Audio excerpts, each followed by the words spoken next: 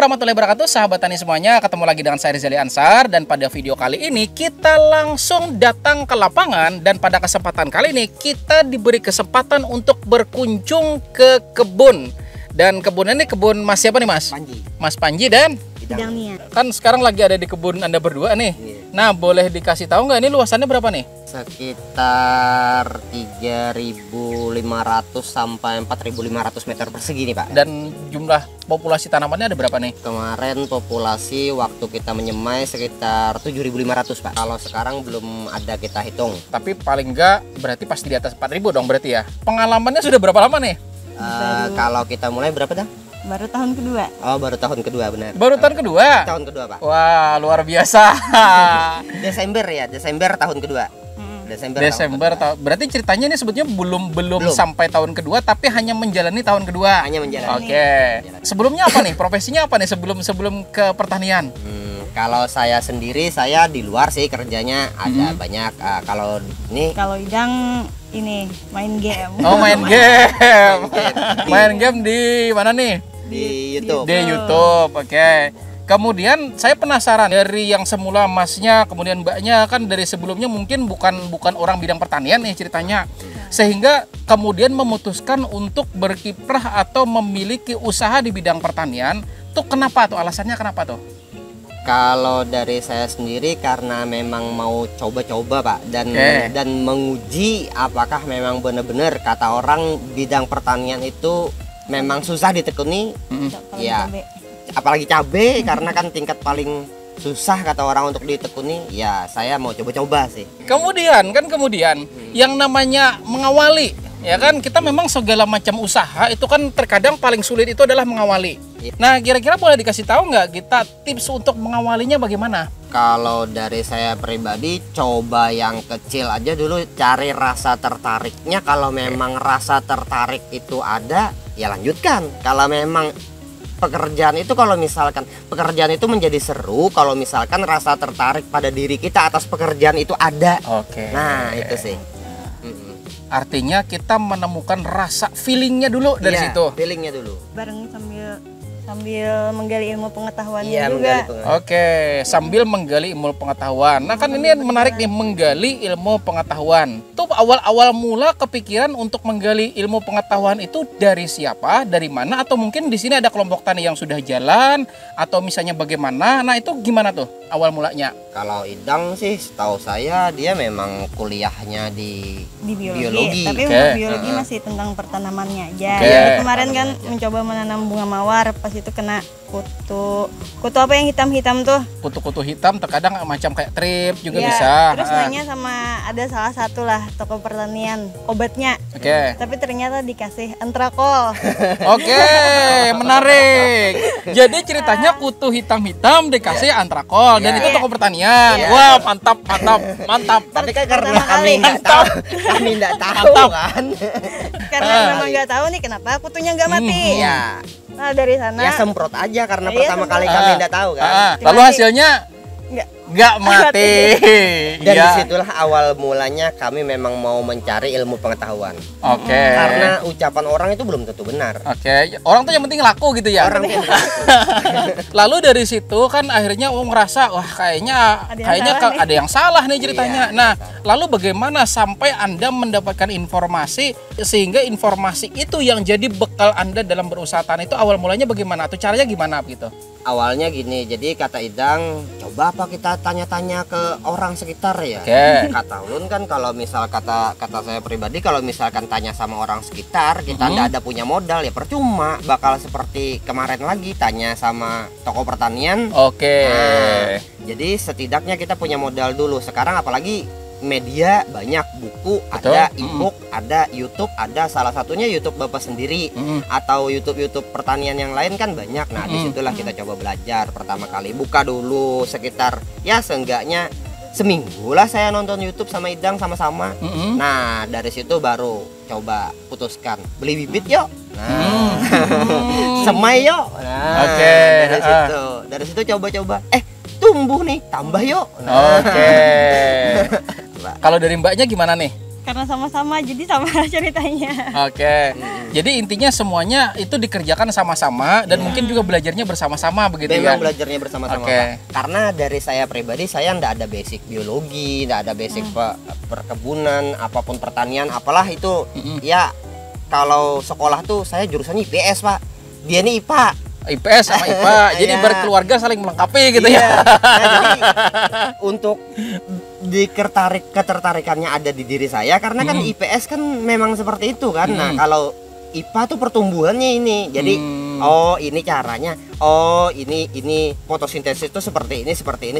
Oke. Ini yang jelaskan. Jadi lebih belajarnya tuh kayak bagi dua. Nah, bagi Ibaratnya dua. kan bagian pertumbuhannya, pemupukannya, Iya. ini ke bagian fungisida sama insektisida. Berarti di sini saya simpulkan satu orang bagian manajemennya, Iya. satu orang bagian lapangannya. Iya, Oke. benar, Karena memang masing-masing basicnya atau masing-masing dasar keilmuannya, yang satu IPS, yang satu IPA. Iya. Jadi masing-masing bagi tugas. Iya, begitu. Aku bagian sini, aku bagian sini, Iya. begitu. Karena Lalu balik balik lagi, Pak, kalau misalkan ulun yang mempelajari bagian apa namanya? Teknisnya. Teknisnya.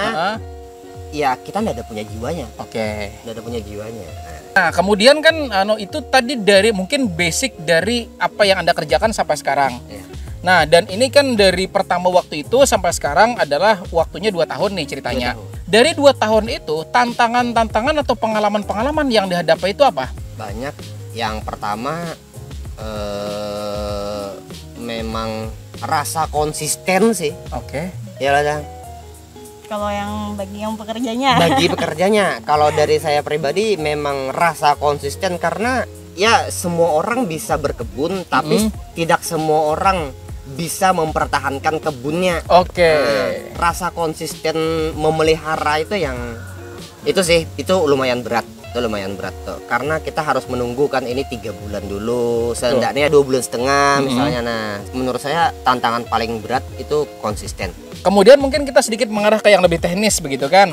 Bahwa yang namanya tanaman ini kan pasti berawal dari tanah. Sama juga dengan manusia, kita adalah apa yang kita makan. Termasuk juga tanaman adalah apa yang dia makan. Dan sumber makanan pertama sama sekali adalah apa yang ada dari tanah. Nah, kira-kira bagaimana strategi Anda mengelola tanah supaya mampu menyediakan makanan bagi tanaman yang mau Anda tanam? Pengolah tanah dasaran ya mungkin kita yang paling pertama seenggaknya kita membersihkan dulu. Ya, yang pertama ya kalau misalkan kebun nih paling tidak nyaman kalau misalkan di kebun tuh ada misalkan bekas pohon atau ya seenggaknya kalau misalkan kita bilangnya tuh Pak tunggul lah. Ya, Bersihkan tunggul. Terus ya setelah itu seyakin-yakinnya paling pertama membuat kebun itu wajib banget traktor. Oke. Wajib banget traktor ya kan, Dang. Terus baru pupuk dasar. Pupuk dasar. Kohe. Kalau di kami sendiri Pak, enggak tahu yang lain. Kalau dari kami sendiri kami nggak pernah tinggal yang namanya tuh kohe sapi. Oke. Itu enggak pernah ditinggal ya kan, Dang ya. Enggak pernah ditinggal. Nah, terus pupuk dasar kita pakai yang kayak biasa-biasalah, bebas pilih. Bebas pilih kalau misalnya pupuk dasar. Nah, seenggaknya 1 kali kita memang harus traktor Oke. untuk pembuatan tanah. Penggemburan. Yang penting pentraktoran itu yang paling penting Iya, ya. traktoran paling penting, Pak. Oke. Karena dia membalik unsur yang ada di atas itu dibalik-balik, dicabik-cabik. Lalu tadi kan tidak pernah ketinggalan kohe. Kohe. Nah, kohenya kohe sapi. Mm-mm. Nah, kohe sapi yang dipakai itu pakai perlakuan dulu, maksudnya difermentasi dulu kah? Atau langsung, pastinya kan kohe mentah nih langsung blak langsung sebar atau memang difermentasi dulu? Ini sambil masih belum belajar untuk dasaran. Oke, jadi berarti kita cerita setahun kemarin dulu nih ceritanya pertama kali nanam cabai dulu nih. Nanti gimana tuh? Sebelum ketemu namanya channel Bapak. Bapak Rijaya. Gimana nih tahun sebelum-sebelumnya gimana dulu nih? Kalau penyemaian oke lah, ibaratnya masih normal. Masih normal. Di pertanahannya karena belum belajar sama sekali kemarin. Padahal sudah di traktor. Sudah di traktor. Tapi rumputnya keburu tumbuh karena belum diapa-apain. Iya. Belum ada pupuk, belum ada kohe. Mm. Ambil dari Kohe mentah. Iya. langsung ditaruh. Oke, ambil ceplak langsung taruh. Oke. Terus Pokoknya ada hijau-hijaunya. Iya. Iya. Oke gitu. Habis itu tanpa pupuk dasar. Tanpa pupuk dasar. Oke. Langsung ditutup pakai mulsa. Oke, Tumbuh memang benar-benar tumbuh. iya. Tapi Mati. iya. Karena Cuma mati. kepanasan. Nah, jadi Entah dari mati situlah karena kita belajar layu. kan. Dari situ kita belajar, dari situ kita gali lagi ilmu yang seperti Ulun bilang tadi, ada yang salah ini. Oke. Pasti ada yang salah. Buka-bukalah YouTube, cari, ketemulah channel Bapak kan, di sana ada namanya fermentasi. Terus di lain juga ada. Saya kan orangnya Pak enggak pernah percaya sama satu orang. Iya. Jadi tonton satu channel, tonton lagi channel yang lain. Oke. Nah, jadi memang benar cara perlakuan kohe memang pakai- harus difermentasi dulu. Oke. Jadi untuk tahun ini kami beli duluan. Setelah itu beli duluan, Fermentasi dulu. ditaruh dulu, difermentasi dulu selama mungkin. Setelah itu, setelah difermentasi selama mungkin, Cabenya apabila selesai ya. dalam 3 bulan kita mau nanam, di situ kita melakukan fermentasi yang pakai M4. Iya, Nah, di situ 3 bulan sebelum tanam kami melakukan fermentasi yang ada pengerjaannya lah. Berarti fermentasi tersebut dilakukan jauh-jauh hari sebelum kita melakukan hari. penanaman. Jauh-jauh hari, benar-benar jauh-jauh hari. Kemudian dari segi pupuk lainnya ada nggak tambahan selain dari pupuk yang sudah matang tersebut yang untuk tanaman saat ini? Kayak vertikos kan. Iya, Vertipos itu wajib. Vertipos wajib. Vertipos, terus SP36. Vertipos sama SP36. Iya, terus Sisanya kapur lah. kemarin kebetulan dolomit, kapur Oke. dolomit. Setelah itu arang sekam ya sedikit lah untuk Iya. mencampur. Iya. Setelah itu mungkin itu Dasarannya cukup sih. Oke. Itu cukup. Kemarin soalnya itu kandang ya. Dasarannya. itu. Dasarannya itu. Lalu kalau urut-urutannya bagaimana? Yang sudah Anda aplikasikan antara Vertipos, kemudian ada SP36, kemudian ada dolomit, kemudian ada arang sekam. Nah, itu urut-urutan dari semua itu bagaimana? Yang mana duluan? Jadi untuk pupuk dasar kimia kami dahulukan. Setelah pentraktoran itu kami buka di tengah bedengan, dimasukkan di sana. Setelah dimasukkan di sana itu dibagi untuk pupuk dasar tadi. Nah, pupuk dasar Vertipos, SP36 sama apa tadi satunya, Dang? Sama kapur dolomit. Nah, untuk Kapur dolomit berpisah. Kapur dolomitnya di atas, sama kohe itu di atas. Kapur dolomit sama kohe itu di atas. Jadi yang masuk di dalam itu memang benar-benar pupuk dasar. Pupuk dasar, kohe itu mencampur setelah pupuk dasar. Kapur dolomit paling atas, lapisan paling atas. Karena kita mengharapkan hujan turun, kapur dolomitnya larut. Setelah semuanya masuk, baru tutup mulsa nih ceritanya. Tutup mulsa. Iya. Nyemai sendiri apa gimana? Nyemai sendiri, Mas. Wow, luar biasa. Iya. Nah, boleh nggak kita kasih tahu nih proses penyemaiannya bagaimana gitu dan usia berapa benih tersebut mulai jadi bibit dan bibit itu ditanam, Mas? Belajar menyemai kita tuh dari pencampuran tanah sama Iya, pencampuran tanah. Oke, pencampuran Media tanah. semai dulu, Media semai yang dipakai apa? Media semai kalau Idang memang karena kebetulan nonton di channel Bapak memang merekomendasikan tanah di bawah akar bambu itu memang benar-benar bagus. Memang benar-benar top. Saya nggak bisa ngomong lagi, itu memang benar-benar top. Terus arang sekam itu memang benar-benar campuran paling efektif, tanah akar bambu sama arang sekam. Udah cukup. Iya. Cukup, itu udah paling top udah. Nah, setelah itu ambition sama asam humat itu nggak dilepas. Itu aja sih. Ultradap Paling ultradap. paling setidaknya ya hama-hama kecil lah. Hama-hama kecil tuh Kalau atas sudah tipis yang aja. seukuran seini baru pakai insek. Itu jamin tumbuh sudah. kecil. Jamin banget itu tumbuh. Dan tanamnya di usia berapa hari? Itu Menyesuaikan ya, Dang. Biasanya tuh ada yang 35, ada yang 40 ya, Dang. Sekitar Yang angka 35, 38, 40. Berarti menyesuaikan juga kondisi lapangannya bagaimana Kondisi begitu. lapangannya. Setelah pindah tanam begitu kan ada tantangan utama kadang ketika kita pindah tanam tuh layu. Nah, layu akibat mungkin karena panasnya sinar matahari. Ya. Nah, apakah ada trik-trik yang dilakukan untuk menghindari permasalahan tersebut? Atau memang jangan-jangan pas nanam menunggu hujan dulu nih ceritanya gitu atau gimana? Nah, itu gimana tuh, Mas? Kalau kita pribadi karena setiap pekerjaan itu ada risiko, jadi kalau lubangnya tersedia 3.000 ya kita semainya 5.000. Oke. Nah, karena kita tidak beli ya, Pak. Sebagai sulaman begitu Sebagai ya. sulaman. Mm. Nah, walau apapun caranya untuk mempertahankan tidak layu, entah pakai serobong, entah pakai apapun itu, Mm. Tapi segalanya kan pasti ada resiko. Iya, betul. Nah, disitulah kami sedia payung lah sebelum Oke. hujan. Ketika ada yang rusak, Langsung tambah. langsung tambah. Tapi sejauh ini untuk yang membibit sendiri kurang matinya. Kurang matinya, ibaratnya. Pak. Oke. Kalau soalnya- misalkan beli, Pernah beli soalnya nyoba juga barengan. beli. Ibaratnya Berarti pernah membanding nih antara tanaman sendiri, bibit sendiri dengan bibit beli. ya Dan ternyata lebih bagus bibit sendiri gitu ya. Wah, luar biasa. bukan berarti beda pengaplikasian. Hmm. Lubangnya sampingan, Hmm. terus kami kan buat eksperimen lubang sampingan, terus beda-bedengan, Hmm. pengaplikasian sama, metode sama, interval sama, Hmm. itu memang bagus bibit sendiri, Pak. Padahal itu semuanya sama, pengerjaan sama, sama penanganan sama. karena mungkin dijaga dengan tiap hari. Iya. Padahal yang itu pun dijaga juga, Iya. yang dijaga juga. Tapi kan kita tidak tahu proses Proses apa, orang, karena itu apa beli. punya orang itu di persemaian orang itu apa yang dimasukkan atau apa bawaan tanahnya kita tidak tahu itu. Lalu kan dari segi proses perawatan itu juga ada namanya proses pemupukan begitu. Nah, langkah-langkah atau strategi pemupukan tanaman sampai dengan usia sekarang itu bagaimana? Pemupukan susulan Kalau pemupukan susulan biasanya 15 hari kita paling tugal atau 20 hari tugal. Oke. Untuk yang Atas? ini kocor 7 hari sekali. Cukup jangan lah. 7 hari sekali. Tapi kalau misalkan hujan tugalnya jalan ya udah 15 hari sekali. Kan ada Oke. tai kocor. paling mudah itu dalam sebulan itu kita tinggal hitung 7, 14, 21, 28. Oke. Udah cukup itu. Itu siklus yang paling enak lah hitung. Di situ kita bisa bikin sebenarnya semua petani milenial yang mau coba sebenarnya asal mau belajar dengan jiwanya bisa bikin interval sendiri, Pak. Oke. Bisa bikin interval sendiri. Bisa bikin ritme sendiri karena beda lahan, beda ilalah. Lalu dari fase vegetatif yang lebih banyak pemupukan yang dipakai apa? Kemarin kayaknya cuma pakai kayak ultradep aja. Ultradap paling banyak desa. Heeh. Untuk pengakaran karena itu isinya fosfat.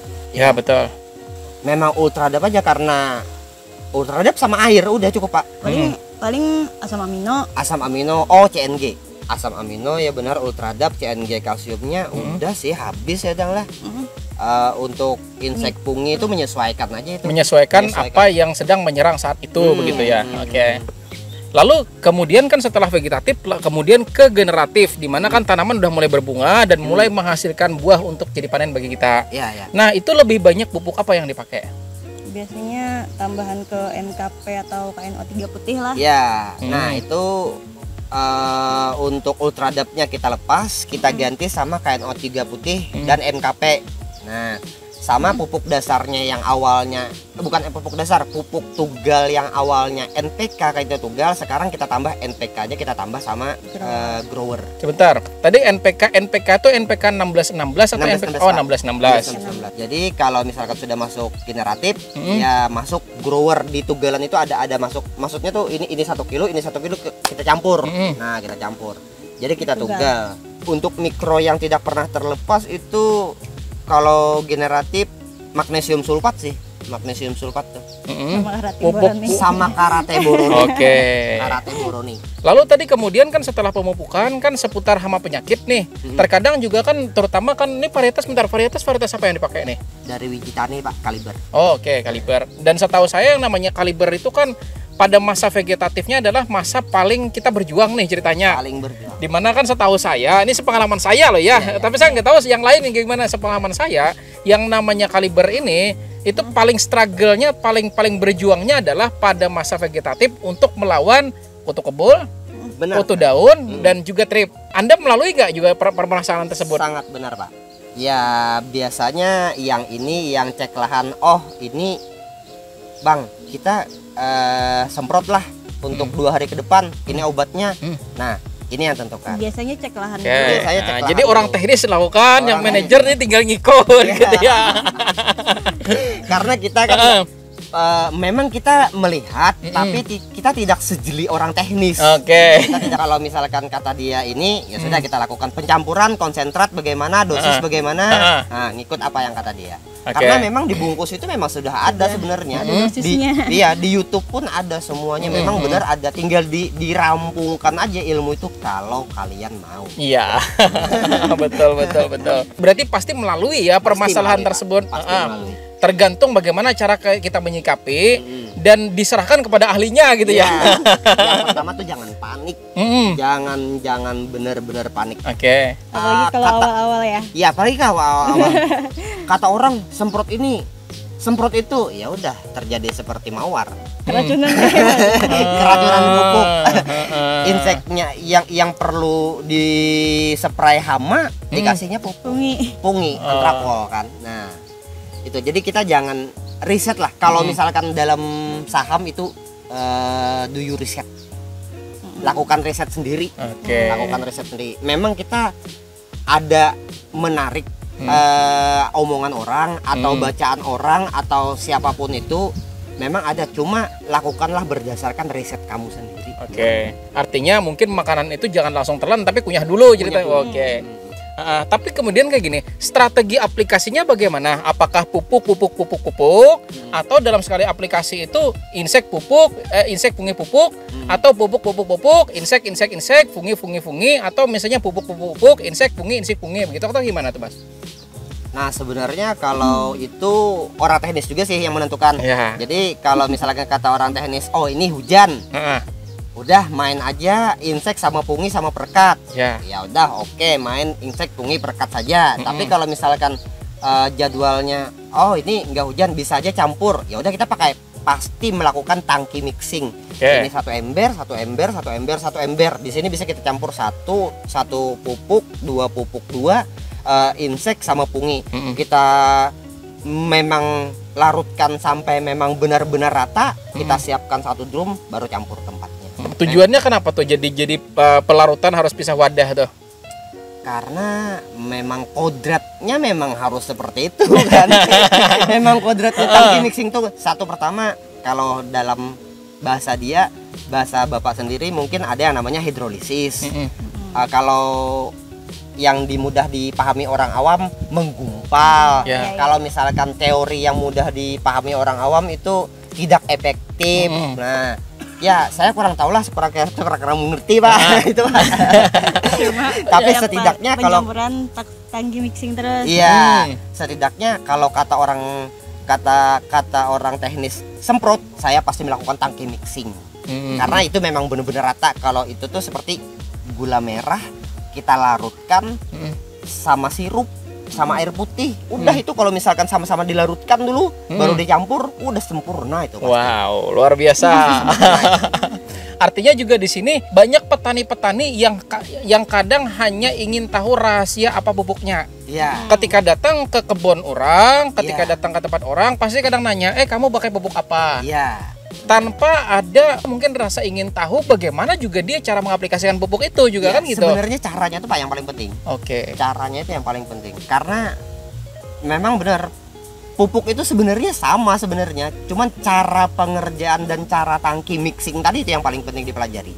Mungkin ibarat dalam ilmu memasak juga resepnya sama tapi beda-beda aja hasilnya begitu. Tergantung tangan siapa yang bikin gitu ya. Nah, terus kira-kira nih rencana ke depannya bagaimana? Selanjutnya ini mau dipelihara dulu sampai akhir hayatnya nih, sampai mampunya cabenya bertahan. Mau lihat selanjutnya masih nyaman di cabe Pak. Memang bener kata dia, memang masih mau memelihara ini, dan setidaknya ini berjalan kami mau nambah lagi begitu. Karena ya sudah ketemu feel, kalau kata sampean tadi kan sudah ketemu rasanya, udah ketemu jiwanya. Ya apapun enak. Cuman kan begini, yang namanya tanaman kan juga pasti ada namanya perolingan nih ceritanya. Perolingan itu tujuannya kan untuk memutus siklus hama maupun penyakit begitu. Nah, sementara kan tadi Anda berdua kepengen tetap untuk tanam cabai lagi. Apakah tidak takut untuk terjadi adanya serangan hama lanjutan atau penyakit lanjutan begitu? Dan mungkin strateginya bagaimana begitu?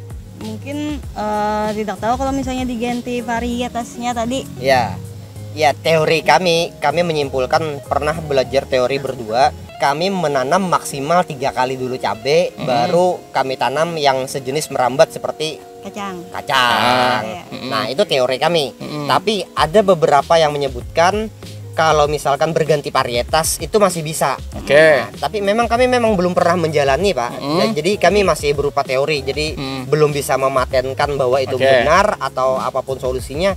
Tapi setidaknya itu ada plan lah. Oke, yang penting berarti sudah ada kepikiran, oh ternyata aku kan sudah pakai varietas A. Nah, karena aku mau nanam cabai lagi, berarti aku mau pakai varietas B, tapi yang tahan terhadap penyakit atau hama yang bermasalah di tanaman sebelumnya, begitu. Benar. Sehingga bisa memutus siklus itu supaya ketika mau ditanam lagi sudah putus siklusnya, begitu ya. Iya benar, Pak. Anggaplah seperti ini. Kami tanamnya ini dari wiji tani. Kalau kedepannya mau rolling, ya jangan dari wiji tani lagi dong. Jangan ambil roket. Contoh lah, ya seperti Absolute 69 misalnya dari Mitra Bertani, atau Ori misalnya dari Aura, atau Abayomi misalnya. Nah, seperti rolling lah sama perusahaannya. Jadi ini dari wiji tani ambil 2 kali misalnya, lari ke Absolute misalnya ambil 2 kali, balik lagi wiji tani atau kelari lagi. Nah, itu seperti itu baru rolling. Kalau misalkan wiji tani ke kaliber ke roket ya percuma. Oke. Karena sama. Nah, nggak kerasa nih kan udah panjang lebar nih kita bicara seputar tanaman, kemudian strategi pengelolaan dan lain sebagainya begitu. Nah, mungkin boleh nggak di sini saya minta satu kalimat begitu atau satu kata-kata begitu untuk bisa memotivasi sahabat tani yang mungkin ingin memulai begitu. Nah, kira-kira tipsnya apa buat sahabat tani yang mungkin aku kepikiran nih tapi masih takut begitu. Nah, gimana kira-kira menghilangkan rasa takut tersebut? Yang sebagai idang lah, paling banyak-banyak mencari referensi aja untuk perkebunan. Oke. Kalau dari saya sendiri, ya lakukan apa yang ingin kamu lakukan. Laki-laki nggak usah takut. Nggak usah takut. Nggak ada yang bikin kamu salah, nggak ada yang marah. Mati tanam lagi. Iya, mati tanam lagi. Jangan takut. Udah itu aja cukup. Pokoknya yang penting kita berusaha begitu Iya, kan. tapi setidaknya ketika kita melakukan ada modal. Oke. Ada modal tadi, ada isinya. Ya setidaknya buka dulu lah Mas YouTube kanan kiri. Buka dulu lah itu saran-saran orang atau buku-buku. Nah, setelah itu lakukanlah. Ngapain tunggu-tunggu?